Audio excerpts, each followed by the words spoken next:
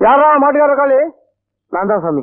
ஏய், ஆளை கண்ணுல பார்த்து ஒண்ணு கிடைக்க மாட்டேன், ஜல்லிக்கட்டு மாதிரி சொல்லி தருற. புடிச்சு போய் உடத்தட்டு உழவுக்கு போடல. கண்ணார் என்ன பூனைய கையில புடிச்சுக்கிட்டா அது நம்ம கிட்ட வராதுன்னு நினைப்பா. எப்படி வர வைக்கிறேன்னு பாருங்க. டேய் இப்ப பாரு. Was was was was was was was. நீ கருவாட்டை காட்டணும்னா என் பூனை வந்துருமா?